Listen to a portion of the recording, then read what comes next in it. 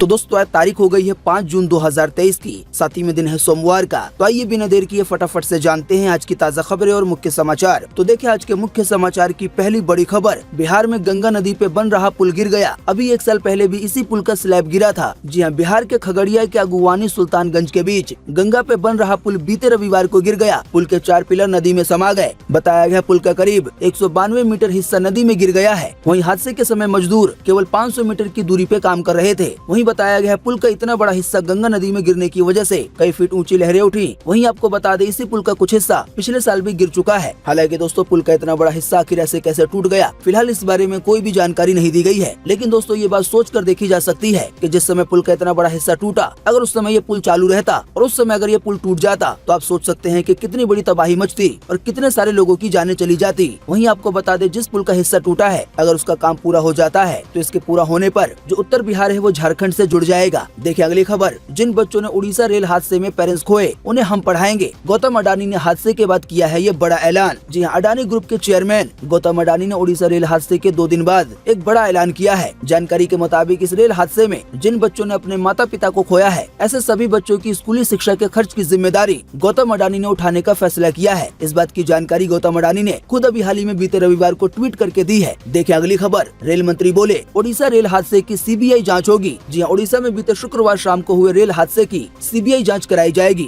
Rail मंत्री अश्विनी वैष्णव ने बीते रविवार शाम को बालासोर में प्रेस कॉन्फ्रेंस कर इस बात की जानकारी खुद दी है। अभी हाल ही में बीते रविवार सुबह एक्सीडेंट साइट का जायजा लेने के बाद रेल मंत्री ने कहा था कि इलेक्ट्रॉनिक इंटरलॉकिंग में बदलाव की वजह से एक्सीडेंट हुआ, जिम्मेदारों की पहचान भी कर ली गई है। आसान शब्दों में कहें तो आने वाले दिनों में इस हादसे को लेकर इंसानी गलती या फिर इंसानी लापरवाही सामने आ सकती है, जिसकी वजह से इतना बड़ा हादसा हो गया और लगभग 350 लोगों की जान चली गई और सैकड़ों अभी घायल हैं। देखिए अगली खबर, छोटे कपड़े पहनकर मंदिर नहीं जा सकेंगी लड़कियां, महानिर्वाणी अखाड़े ने की है ये घोषणा। 3 मंदिरों में लागू हो चुका है ये बड़ा फैसला। जी हाँ, उत्तराखंड के 3 मंदिरों में महिलाओं और लड़कियों के लिए ड्रेस कोड लागू किया गया है। हरिद्वार के दक्ष प्रजापति मंदिर, वहीं पौड़ी के नीलकंठ महादेव मंदिर और देहरादून के टपकेश्वर महादेव मंदिर में लड़कियां छोटे कपड़े पहनकर अब दर्शन के लिए नहीं जा सकेंगी। इन तीनों मंदिरों को मैनेज करने वाले महानिर्वाणी अखाड़े ने ये आदेश जारी किया है। मीडिया रिपोर्ट्स के मुताबिक स्कर्ट या शॉर्ट्स पहनने पर मंदिर में एंट्री नहीं मिलेगी। वहीं बताया गया महिलाओं के शरीर का 80% से ज्यादा हिस्सा ढका हुआ होना चाहिए, तभी वो मंदिर में आ पाएंगी। दोस्तों आपको बता दें उत्तराखंड से पहले नागपुर के भी 4 मंदिरों में ड्रेस कोड लागू किया जा चुका है। यहाँ के लिए भी यही कहा गया है कि आपत्तिजनक कपड़े पहनने पर मंदिर में एंट्री नहीं मिलेगी। इसके लिए मंदिर के बाहर पोस्टर वगैरह भी लगाए गए हैं। अभी हाल ही में कुछ दिन पहले हमने अपने एक मुख्य समाचार में आपको ये जानकारी बताई थी। एक और बात यह है कि नागपुर में जो पोस्टर लगाए गए हैं तो उनमें ये भी लिखा हुआ है कि मंदिर परिसर में मुस्लिमों का प्रवेश वर्जित है। बाकी दोस्तों आप इसी वीडियो के नीचे कमेंट बॉक्स में कमेंट करके बताएं कि मंदिरों को लेकर ये जो फैसला लिया जा रहा है तो आपके हिसाब से ये सही है या गलत। इस पर आपकी पर्सनल राय क्या है? वीडियो को पूरा देखने के बाद आप अपना जवाब इसी वीडियो के नीचे कमेंट बॉक्स में लिखना ना भूलें।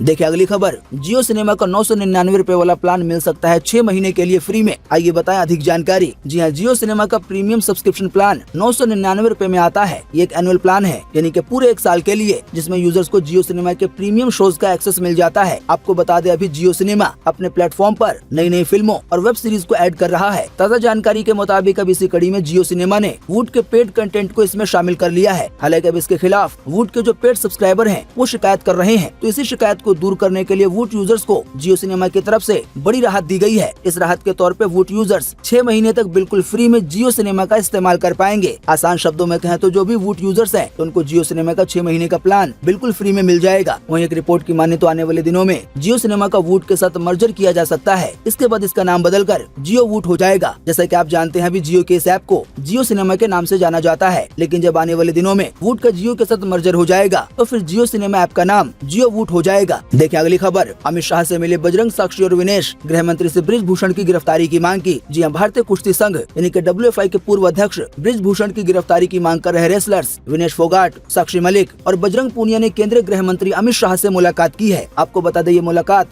शनिवार देर रात करीब 11 बजे हुई। बताया गया करीब 2 घंटे तक अमित शाह के घर पे ये मीटिंग चली। इस बारे में एक महिला रेसलर की मां ने इस मीटिंग की पुष्टि करते हुए कहा है कि अमित शाह ने पहलवानों को बिना भेदभाव के पूरी जांच का भरोसा दिया है। सूत्रों के मुताबिक पहलवानों ने गृह मंत्री अमित शाह से मुलाकात का समय मांगा था। इसके बाद ये मीटिंग हुई। इसमें पहलवानों ने बृजभूषण की गिरफ्तारी की मांग की है। वहीं अमित शाह ने कहा है कि इस मामले में कानून अपना काम करेगा, पुलिस जांच कर रही है। वहीं अमित शाह ने पहलवानों से इतना जरूर पूछा कि क्या पुलिस को अपना काम करने का समय देना नहीं चाहिए। वहीं आपको बता दें गृह मंत्री के साथ मीटिंग के बाद बजरंग पूनिया ने बीते रविवार को सोनीपत के गाँव मुंडला तेलंगाना में हो रही सर्व समाज की महापंचायत को बड़ा फैसला लेने से रोक दिया। बजरंग पूनिया ने कहा, मैं गुरनाम चढ़ूनी यानी कि किसान नेता से अनुरोध करूंगा कि वो आज कोई फैसला ना ले। वहीं उन्होंने ये भी कहा कि खिलाड़ियों की तरफ से हम एक पंचायत रखेंगे। आसान शब्दों में कहें तो पहलवानों की ओर से ये कहा गया है कि आने वाले 3 से 4 दिनों में हम खुद से एक पंचायत करेंगे और फिर उस पंचायत में ये फैसला लिया जा सकता है कि आगे क्या करना है। देखिए अगली खबर, बृजभूषण के खिलाफ नाबालिग महिला पहलवान ने वापस लिया केस, सूत्रों से मिली है ये जानकारी। जी हां, भारतीय कुश्ती महासंघ यानी कि WFI के अध्यक्ष और बीजेपी सांसद बृजभूषण को एक बड़ी राहत मिलती नजर आ रही है। सूत्रों के अनुसार बीजेपी सांसद के खिलाफ नाबालिग महिला पहलवान ने अपने केस वापस ले लिया है। सूत्रों के अनुसार बताया गया है कि बीते 2 जून को नाबालिग महिला पहलवान ने पटियाला हाउस कोर्ट में जाकर केस वापस लिया। इस दौरान उसके पिता और दादा भी मौजूद थे। हालांकि इस संबंध में अभी कोई भी आधिकारिक बयान नहीं आया है। देखिए अगली खबर, नेपाल में मुसलमानों और ईसाइयों की आबादी में हुई बढ़ोतरी, वहीं हिंदुओं की जनसंख्या में आई है गिरावट। जी हां, नेपाल में पिछले 1 दशक में यानी कि पिछले 10 साल में हिंदुओं और बौद्धों की आबादी में मामूली गिरावट आई है, जबकि मुसलमानों और ईसाइयों की आबादी में मामूली वृद्धि देखी गई है। देश की ताजा जनगणना रिपोर्ट में ये जानकारी निकलकर सामने आई है, जिसमें ये बताया गया है कि हिंदुओं और बौद्धों की आबादी तो कम हुई है, लेकिन ईसाइयों और मुसलमानों की आबादी थोड़ी बढ़ गई है।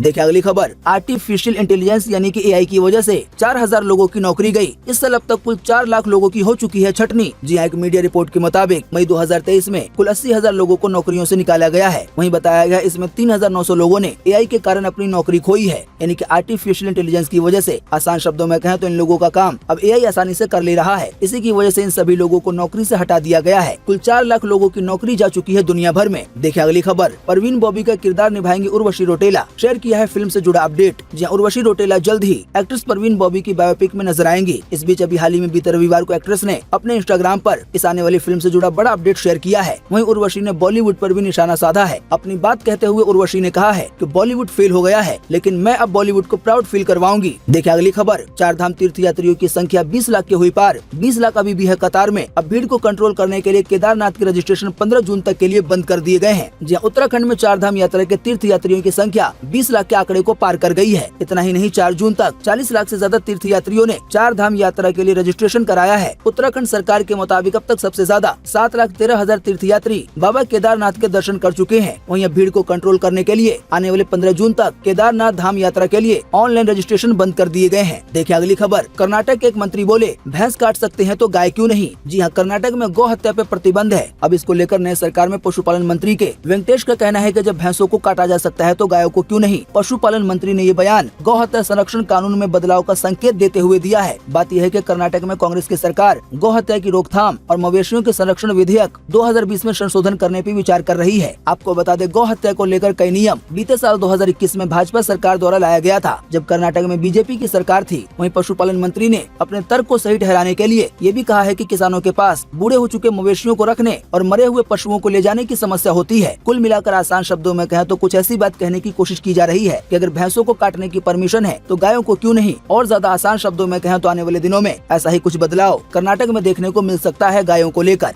देखिए अगली खबर, WTC के फाइनल के चौथे दिन हो सकती है बारिश। पिछली बार बारिश के कारण रिजर्व डे पे खेला गया था फाइनल। जी वर्ल्ड टेस्ट चैंपियनशिप यानी कि WTC के फाइनल मुकाबले पर इस बार भी बारिश का खतरा मंडरा रहा है। आपको बता दें, ये मुकाबला लंदन के कैनिंगटन ओवल मैदान पर खेला जाएगा। मौसम वेबसाइट एक्यूवेदर ने 7 से 11 जून तक भारत और ऑस्ट्रेलिया के बीच होने जा रहे इस महामुकाबले के चौथे दिन यानी कि 10 जून को लंदन में बारिश की 60% की आशंका जताई है। हालांकि 12 जून फाइनल का रिजर्व डे है, यानी कि बारिश होने की स्थिति में इस एक दिन का खेल 12 जून को हो सकता है पिछली बार की तरह। देखिए अगली खबर, इसरो चीफ पर नसीरुद्दीन शाह ने लगाया दुष्प्रचार के आरोप। बोले अंधविश्वास की ओर बढ़ रहा है भारत। जी अभिनेता नसीरुद्दीन शाह इन दिनों अपने विवादित बयानों को लेकर मीडिया की सुर्खियों में बने हुए हैं। नसीरुद्दीन शाह का कहना है कि ये दुख की बात है कि देश अपना वैज्ञानिक स्वभाव खो रहा है। अभिनेता ने ये भी दावा किया है कि भारतीय अंतरिक्ष अनुसंधान संगठन यानी कि इसरो द्वारा भी दुष्प्रचार फैलाया जा रहा है। नसीरुद्दीन शाह का कहना है कि इसरो के प्रमुख ने सभी वैज्ञानिक खोजों के लिए पुराणों को श्रेय दिया है। हालांकि अभिनेता के मुताबिक ये सही नहीं है, क्योंकि ऐसा होने की वजह से भारत अपना वैज्ञानिक स्वभाव खो रहा है। आसान शब्दों में कहें तो नसीरुद्दीन शाह का ये कहने का मतलब है कि अगर वैज्ञानिक खोजों को भी पुराणों ग्रंथों से साबित कर दिया जाएगा तो हमारे देश का वैज्ञानिक स्वभाव क्या रह जाएगा। इसी कड़ी में उन्होंने ये भी कहा है कि हमारा भारत अंधविश्वास की ओर बढ़ रहा है। देखिए अगली खबर, महबूबा मुफ्ती को 3 साल बाद मिला पासपोर्ट, 10 साल की है वैलिडिटी। जी हाँ, PDP की अध्यक्ष और जम्मू कश्मीर की पूर्व मुख्यमंत्री महबूबा मुफ्ती को रेगुलर पासपोर्ट मिल गया है। आपको बता दें, दिल्ली हाईकोर्ट में लंबी कानूनी लड़ाई के बाद महबूबा मुफ्ती को ये पासपोर्ट मिला है। बात यह है कि महबूबा मुफ्ती के पुराने पासपोर्ट की वैलिडिटी 2019 में ही समाप्त हो गई थी। उन्होंने पासपोर्ट रिन्यू करने के लिए एप्लीकेशन दी थी, लेकिन पासपोर्ट ऑफिस ने जम्मू कश्मीर पुलिस की एक नेगेटिव रिपोर्ट का हवाला देते हुए उनका पासपोर्ट रिन्यू नहीं किया था और इसे कई साल बीत गए थे। तब कई सालों के बाद महबूबा मुफ्ती को अपना पासपोर्ट मिल गया है। देखिए अगली खबर, मानसून यानी कि बारिश का मौसम अभी भी केरल नहीं पहुंचा। अब मौसम विभाग ने कहा है 3 से 4 दिन और लग सकते हैं। इससे पहले अनुमान था कि 4 जून तक बारिश का मौसम आ जाएगा। जहाँ दक्षिण पश्चिमी मानसून यानी कि बारिश का मौसम बीते रोज भी केरल नहीं पहुंचा। वहीं मौसम विभाग ने बताया है कि इसमें 3 से 4 दिन की और देरी हो सकती है। बात यह है कि कुछ दिन पहले मौसम विभाग ने कहा था कि केरल में बारिश का मौसम यानी कि मानसून 4 जून तक आ जाएगा और फिर ये धीरे धीरे पूरे देश में फैल जाएगा। हालांकि मौसम विभाग का यह अनुमान गलत साबित हुआ है। आइए दोस्तों, आपको इसी कड़ी में लगे हाथों बताते हैं कि आज 5 जून 2023 को देश भर में कैसा रहेगा मौसम का हाल। स्काईमेट वेदर ने पूरे देश के लिए जारी किया है आज का मौसम का पूर्वानुमान। तो स्काईमेट वेदर के अनुसार अगले 24 घंटों के दौरान अंडमान निकोबार द्वीप समूह में, लक्षद्वीप और केरल में हल्की से मध्यम बारिश के साथ कुछ स्थानों पे भारी बारिश हो सकती है। इसके अलावा भी राजस्थान, मध्य प्रदेश के कुछ हिस्सों में धूल भरी आंधी के साथ हल्की से मध्यम बारिश की संभावना है। इसके अलावा भी तमिलनाडु, दक्षिण आंतरिक कर्नाटक, उड़ीसा के दक्षिण तट और दक्षिण आंध्र प्रदेश में 1 या 2 स्थानों पर हल्की से मध्यम बारिश के साथ तेज बारिश हो सकती है। इसके अलावा भी आंतरिक कर्नाटक, तटीय कर्नाटक, तेलंगाना और पश्चिमी हिमालय में भी आज हल्की बारिश की संभावना है। आसान शब्दों में कहें तो अभी हमने आपको बारिश को लेकर जिन भी शहरों, जिन भी राज्यों के नाम बताए हैं, उनको छोड़कर आज पूरे देश में मौसम सूखा बना रहेगा।